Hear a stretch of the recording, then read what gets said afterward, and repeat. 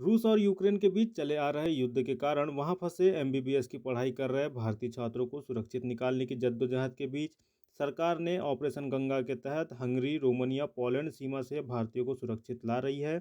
इसी कड़ी में यूक्रेन में फंसी बालाघाट की एक बेटी मुस्कान गौतम को सकुशल अपने घर लौट आई है। मुस्कान के लौट आने पर मां ममता गौतम व बहन में खुशी है। आपको बता दें कि मुस्कान के पिता नहीं हैं और मम्मी घर पर अकेली रहती है। जब बेटी यूक्रेन के हालात में फंसी तो वह बहुत ज़्यादा परेशान हो रही थी। बेटी को निकालने के लिए उन्होंने भारत सरकार से गुहार भी लगाई थी, क्योंकि एक बार 72,000 रुपये की टिकट किए जाने के बाद भी वह फ्लाइट कैंसिल हो गई थी, जिससे परिवार में बहुत ज़्यादा चिंता का माहौल था। लेकिन अब मुस्कान के वापस घर लौट आने पर चेहरे पर मुस्कान लौट आई है। यूक्रेन के हंगरी बॉर्डर से बेटी मुस्कान सुरक्षित दिल्ली पहुंच गई। मुस्कान एमपी भवन में थी, फिर दिल्ली से नागपुर पहुंची और मुस्कान की मम्मी व बहन उसे लेने नागपुर पहुंचे और उसे लेकर बालाघाट आए। कल तक जहां उनके मां की आंखों में आंसू थे, उसी आंखों में आज खुशी देखी गई है। बेटी मुस्कान ने भी बालाघाट पहुंचने पर सभी के सहयोग के लिए धन्यवाद कहा है। वहीं मुस्कान की मां ने कहा कि मैं ईश्वर से प्रार्थना करती हूं कि वहां और भी जो बच्चे फंसे हुए हैं वह सकुशल अपने घर लौटे। देखिए, सबसे पहले प्रॉब्लम्स हमको आई ट्रांसपोर्ट अरेंज करने में। मैं मिडिल ईस्ट में रहती हूँ, यूक्रेन में। तो मिडिल ईस्ट से ट्रांसपोर्ट बहुत मुश्किल हो रहा था अरेंजमेंट करना, क्योंकि वहाँ पे कोई भी ड्राइवर्स रेडी नहीं हो रहे थे ले जाने के लिए, क्योंकि कोई भी अपनी फैमिलीज़ को छोड़ के जाना नहीं चाह रहा था। और ट्रेन्स वगैरह जो भी थी वो पहले लोकल लाइट को प्रोवाइड की जा रही थी, स्पेशली फॉर यूक्रेनियंस, क्योंकि हम लोग के लिए भी नहीं हो पा रहा था, बहुत मुश्किल घटी जा रही थी। जैसे तैसे करके हमने एक अरेंजमेंट किया। 3 दिन बाद हमारी बस अरेंज हुई। 28 तारीख को मॉर्निंग को हम लोग वहाँ से रवाना हुए बॉर्डर के लिए। फिर बॉर्डर में हम उज़ोग्राद पहुँचे।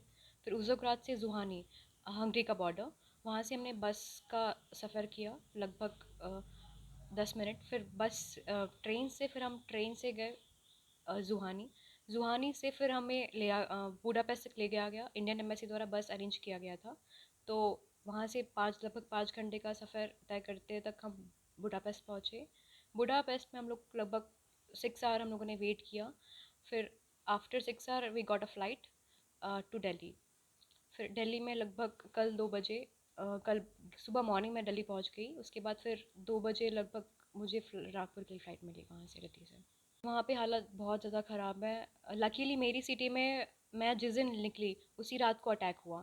लेकिन जो बाकी सिटीज़ हैं, Kyiv, Kharkiv, Odesa, Chernobyl, Luhansk, ये सारी सिटीज़ में बहुत बुरा हाल है। कंटिन्यूसली अटैक जारी है वहाँ पे। स्पेशली फॉर कीव स्टूडेंट देखा जाए तो वो मोस्टली स्टूडेंट्स अभी बंकर्स में हैं। और खार्किव का तो और बुरा हाल है। वहाँ पे भी लगभग 500-600 बच्चे बंकर में रह रहे हैं। तो उनके लिए चीज़ें काफ़ी मुश्किल है, क्योंकि वो उनके लिए भी वही है कि ट्रांसपोर्ट नहीं है। बच्चे बॉर्डर्स तक जाएंगे तो जाए कैसे? सुमी का भी अभी रिसेंटली सुमी में अटैक हुआ, वहाँ पे भी लगभग बहुत सारे बच्चे हैं स्टक्ड हैं। तो वहाँ के बच्चों के लिए भी बॉर्डर्स तक जाना बहुत मुश्किल हो रहा है। सबको ऐसा है कि सेल्फ अरेंजमेंट करना है, एम्बेसी द्वारा वहाँ पे कुछ नहीं है, क्योंकि हम मिडिल में रहते हैं तो मिडिल में एम्बेसी पहुँच नहीं सकती। सारे अरेंजमेंट्स बॉर्डर्स के साइड से थे। देखिए, हम लोग अपने अपार्टमेंट्स ही रहते थे, बाहर नहीं जाते थे। एक्चुअली क्या हुआ था, 27 नाइट को मेरी सिटी में भी रेड अलार्म सायरन बजा। उसके बाद हमें भी लगभग 2-3 घंटे बंकर्स में रहना पड़ा चीज़ें नॉर्मलाइज होते तक।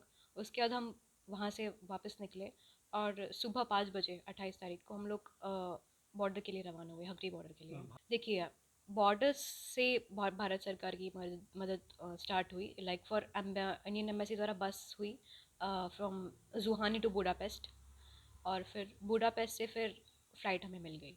तो भारत सरकार का जो सपोर्ट था वो बॉर्डर से था, ना कि हमारी सिटी से, क्योंकि वो लोग अप्रोच नहीं कर पा रहे थे हमारी सिटी से, और ना वो कोई अरेंजमेंट प्रोवाइड कर पा रहे थे, क्योंकि उनके लिए काफ़ी मुश्किल हो रहा था। और उनका स्टेटमेंट भी ये था कि अभी जो जहाँ है वही रहे। लेकिन एक दिन बाद फिर उन्होंने स्टेटमेंट जारी किया कि अब आपको इवैक्यूएट होना पड़ेगा एज सून एज़ पॉसिबल। तो फिर हमारे पास भी कोई ऑप्शन बचा नहीं था। तो luckily we got the bus, जो कि जिसका बस ड्राइवर जो है वो रेडी हो गया। तो हमें पैदल चलना नहीं पड़ा। हम बस डायरेक्टली बस से हम बॉर्डर तक पहुंच गए। इंडिया आके कैसा लग रहा है और क्या कहना चाहते इंडिया के मैं काफ़ी सेफ़ फील कर रही हूँ। पर मेरे काफ़ी भी दोस्त लोग यूक्रेन में फंसे हुए हैं, तो मैं काफ़ी बुरा भी फील कर रही हूँ, क्योंकि मैंने 5 साल वहीं बिताए हैं। मैं वहीं पढ़ रही हूँ, तो काफ़ी बुरा लग रहा है खार्किव और कीव के बच्चों के लिए, specially that boy who died in short. In shelling of rations. तो उसके लिए उनके पेरेंट्स के लिए काफ़ी बहुत बुरा लग रहा है। मेरी बच्ची भारत लौट गई, मेरे को तो बहुत खुशी है। मैं चाह रही हूँ कि यूक्रेन में जितने भी बच्चे फंसे हैं मेरी बच्ची के साथ, वो भी जल्दी पहुँच जाए। मेरे घर में जैसे खुशी का माहौल, हर घर में खुशी का माहौल हो, तब मेरे को खुशी महसूस होगी। ये सभी के लिए ज़रूरी है कि मैं सेल्फी नहीं हो सकती कि मेरी बच्ची आ गई तो मैं सेफ हो गई, बच्ची खुश है, मैं ये नहीं चाह रही। सभी बच्चे जल्दी जल्दी आ जाएँ, बस मेरी यही भारत सरकार से है।